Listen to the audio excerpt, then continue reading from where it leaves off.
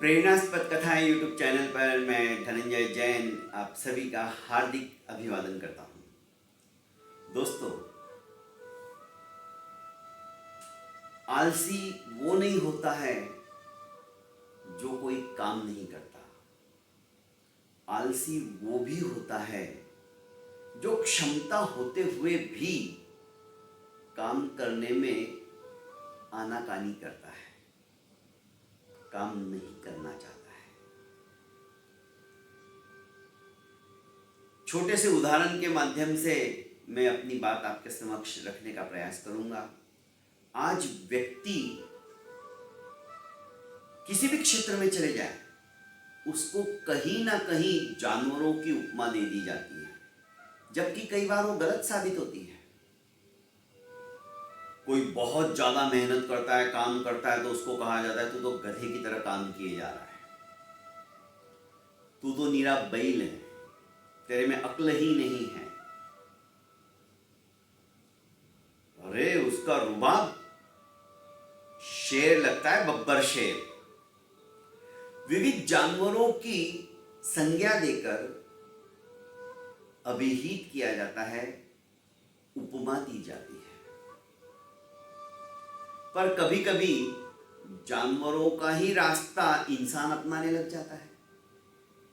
एक गांव के अंदर इकलौता गधा था। चारों तरफ जंगल, भयंकर जंगल। गांव के सारे लोग उस गधे से काम करवाते थे। कभी उसके पीठ के ऊपर लकड़ियों का भार लाद कर ले जाते थे, तो कभी अपने बच्चों को बिठाकर उसकी सवारी के लिए उसको इस्तेमाल करते थे। तरह तरह के काम उस गधे से करवा लिए जाते थे। बेचारा गधा परेशान था, सोचता था कि ये इंसान कैसे रहे। इनके मन में तनिक मात्र भी दया की भावना नहीं है, करुणा नहीं है। सवेरे उठते ही मुझे ढेर सारा काम करना पड़ता है और समय पर तो मुझे खाना भी नहीं देते हैं। उसके मन में आता था कि चलो कहीं से रास्ता ढूंढता हूं और इस गांव को ही छोड़ देता हूं। पर चारों तरफ भयंकर जंगल, शहर जाने के लिए कोई रास्ता नहीं था। बड़ी मुश्किल से वहां के लोग अपना जीवन यापन करते थे, वही खेती बाड़ी वगैरह करके। एक दिन गधा बहुत ज्यादा संत्रस्त हो गया, बहुत ज्यादा दुखी हो गया। उसने सोचा कि अब तो बस हद हो गई, अब मुझे इस गांव के अंदर एक पल के लिए भी नहीं रहना है। रातों रात उसने निर्णय लिया और जो होगा सो होगा, देखा जाएगा, निकल पड़ा। जंगल में से होते होते 7-8 दिन के बाद आखिर उस गधे ने रास्ता ढूंढ ही लिया और शहर में पहुंच गया। बड़ा सुकून मिला, अब मुझे यहां पर शांति है, अब मैं आराम से इधर उधर घूम सकता हूं, मुझे किसी की कोई रोक टोक नहीं, मुझसे कोई काम नहीं कराएगा। इधर गांव वाले बड़े परेशान, गधा कहां चला गया। चारों तरफ खोजा पर गधा नहीं मिला। आखिर लोगों ने कहा कि हम जिस रास्ते को ढूंढ नहीं पाए शहर में जाने के, हो सकता है गधे ने रास्ता ढूंढ लिया और वो शहर चला गया। वहां के कुत्ते भी भौं भौं करके उस गधे की खोज कर रहे थे। कुत्ते में सूंघने की क्षमता बहुत ज्यादा होती है, उसकी जो घ्राणेंद्रिय रहती है बहुत तेज रहती है। उन्होंने सोचा जब गधा रास्ता ढूंढ सकता है तो हम क्यों नहीं ढूंढ सकते। हमें भी इस शहर के अंदर जाना है जहां पर वो गधा गया हुआ है। इस गांव में तो हमको रहना ही नहीं है। सारा दिन ये गांव वाले परेशान करते हैं। कोई भी अड़ोसी पड़ोसी चोरी के बहाने आता है तो हमको भूखना पड़ता है, जगाना पड़ता है लोगों को, और फिर भी 2 टुकड़ा खाने के लिए हमें लोग देते नहीं। नहीं रहना इस गांव के अंदर। कुत्तों ने एक गधा जिस रास्ते से गया था, सूंघते सूंघते वे भी शहर पहुंच गए। आखिर गांव वाले सोचने लगे, क्या बात है, गधा गया तो गया, कुत्ते भी चले गए, तो हम तो इंसान हैं, शहर में क्या है क्या नहीं हमें पता ही नहीं, हम तो इसी गांव के अंदर पले पोसे बड़े हुए और यहीं समाप्त हो जाएंगे, हमें बाहर की दुनिया भी देखनी चाहिए। गधा और कुत्ते जाने की वजह से धीरे धीरे वहां पे एक रास्ता सा बन गया था, हल्का हल्का पगडंडी जैसा। इंसानों ने भी जाने की ठान ली, सोच ली, और एक एक दो दो इंसान जाने लगे। जंगल पार हो गया, 7-8 किलोमीटर के बाद शहर आ जाता था।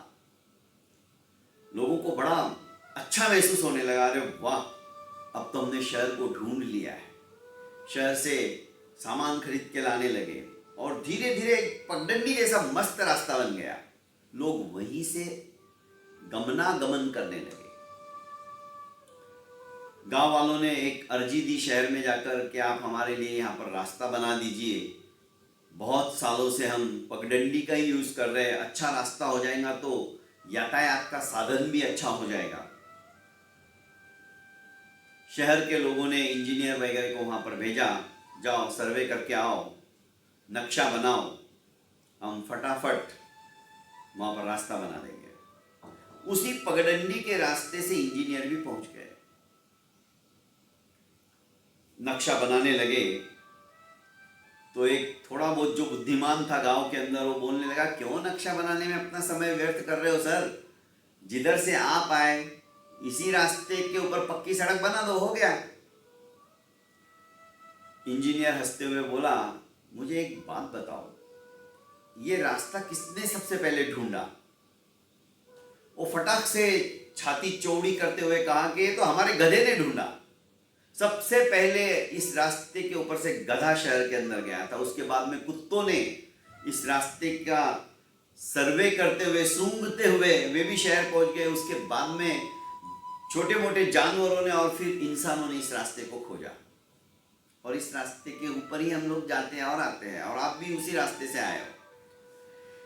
इंजीनियर ने कहा, सही बात है, गधे ने ही रास्ता ढूंढा होगा, है कोई बात नहीं, इससे भी ज्यादा सुगम सरल रास्ता हम बनाने जा रहे हैं। ये रास्ता 7 किलोमीटर की दूरी तय करता है, पर हम जो रास्ता बना रहे हैं वो सिर्फ 1.5 किलोमीटर की दूरी तय करेगा। आपका गमनागमन बहुत आसान हो जाएगा, फटाक से आप शहर में पहुंच जाओगे और शहर वाले गांव के अंदर आ जाएंगे। और उसने अपना वो प्लान तैयार कर दिया। कहने का आशय है दोस्तों, कहानी का सार ये है कि आज हम अपना खुद का रास्ता तय नहीं करते हैं, हम दूसरों के बताए हुए रास्ते के ऊपर चलने की कोशिश करते हैं। फलस्वरूप जो सफलता हमें मिलनी चाहिए, जो कामयाबी हमें मिलनी चाहिए, उतनी आसानी से हमें नहीं मिल पाती। पर आज आवश्यकता है, हम बुद्धिजीवी हैं, हम अपना खुद का रास्ता खुद तय करें। मम्मी पापा ने कहा है बस तुझे तो इंजीनियर बनना है, तो हम इंजीनियर बन जाते हैं, डॉक्टर बनना है तो डॉक्टर बन जाते हैं, पीएचडी करना है पीएचडी कर लेते हैं, टीचर बनना है टीचर बन लेते हैं। जो मम्मी पापा की सोच रहती है, किसी के घर के अंदर एलएलबी हुआ है, नहीं मेरे को तो वकीली बनना है, ये परंपरागत जो आ रहा है, हमारे जीन्स के अंदर वही बात घूमती रहती है कि नहीं मेरे पूर्वजों ने जो किया मुझे भी वही करना है। दोस्तों आज आवश्यकता है नई सोच लेकर, नई दिशा लेकर कुछ अपना नया कीर्तिमान स्थापित करने की। हमारा रास्ता हम खुद बनाने की क्षमता रखते हैं, पर इसलिए मैंने शुरुआत में ही कहा, आलसी वो भी है जो क्षमता होते हुए भी उद्यम नहीं करता है, मेहनत नहीं करता है, पुरुषार्थ नहीं करता है। आज आवश्यकता है हमें अपने आप का रास्ता खोजने की, उस रास्ते पर चलने के लिए उद्यत होने की। यदि हम ऐसा करेंगे दोस्तों, तो सचमुच में जीवन के अंदर कामयाबी प्राप्त करके सफलता भी हमारे चरणों का चुंबन करने के लिए आतुरित रहेगी। ऐसा कीर्तिमान हम स्थापित कर सकते हैं।